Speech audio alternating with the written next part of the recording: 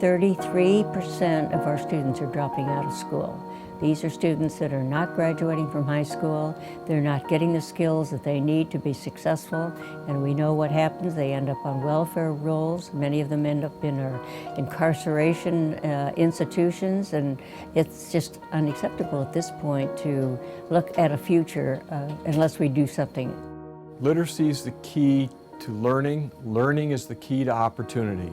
If we want these children to have an opportunity, they have to learn to read. Because reading is really the foundation for all of our learning.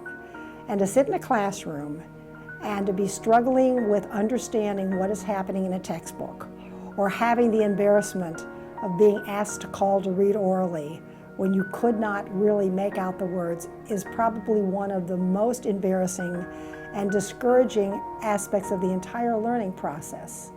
Third and fourth grade is critical to a student's success. If they haven't learned by the time, particularly the third grade, then they're going to be hampered throughout their academic career. It touches my heart because my parents were illiterate immigrants from Denmark, so I grew up with parents that couldn't read.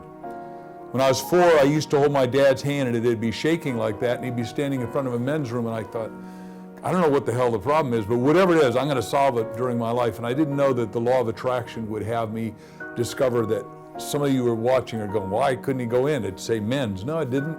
It said men's, but if you can't read, it doesn't matter if it says men's or women's, and there's no such thing as a symbol of a man or a woman. There's no, symbiology didn't start until the 60s, so there's no symbol that said this is a man's room. And I felt him have to wait until another man went in. And then, you know, when we wrote love letters to him, whether it was any of our family, and I got a big family, a lot of us, you know, he'd put them in a box, but he could never read them.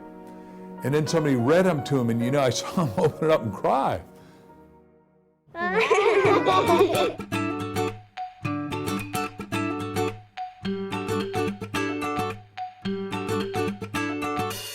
Hi, I'm here today at the Anaheim Family YMCA, and I'm here to talk to you about our reading program from the Literacy Project Foundation that has been serving over 2,100 kids for the last year. We're very proud to be a part of this program. We have master teachers that are on sites at 39 locations. Our kids show more confidence. We are hoping to build avid readers for a lifetime, and we thank the YMCA and Anaheim Achieves for having the Literacy Project here to service these kids. Hi, my name is Rami, and I like to play Get, Set, Read.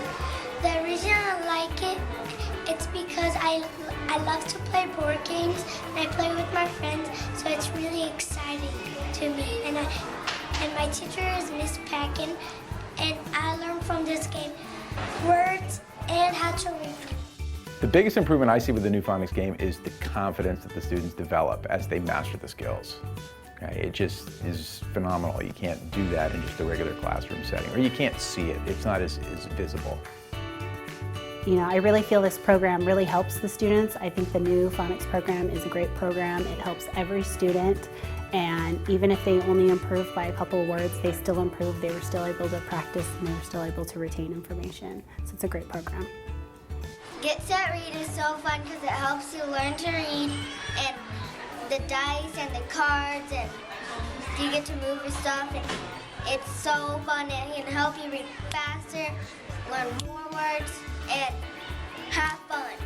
Each one of my students gained at least 16%, which was a big increase, and also they developed a love of reading. I really believe that this program is really important because of the lack of resources and budget cuts in the school system, and the children that are at risk, that really need extra intervention, are not getting it.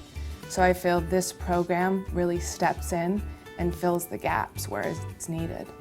Everyone in us needs to have literacy as our foundation, and what it looks like to me is that if you got one candle that's lit and another that's nothing, lighting one to another by expanding literacy with the Literacy Project Foundation doesn't take any light from the first one, but when you put them together, it makes it fourfold brighter. When you put them together again, 3, now it makes it 8-fold brighter. The geometry, the exponentiality of it is so critical.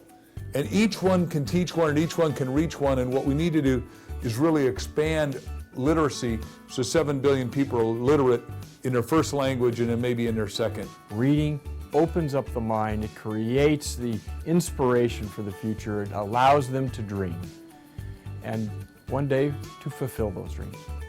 We have such programs as the Literacy Project Foundation that is willing to step up and fill that gap. And that is not going to be just an Orange County program, it's going to go nationally because of the tremendous results that we're getting from our literacy program. What is so exciting about what the foundation is able to do is to spot these youngsters who need the additional help and provide an environment which is collaborative, which has social interaction, and can give those youngsters the basic skills that will enable them to get back on track and really develop the love for reading, which then fuels their love for lifelong learning. It is important. Literacy is the most important fundamental. If you're going to have a good foundation, then you can build this. Show me the foundation, because I built buildings to start with, and I'll tell you how high the building is going to be.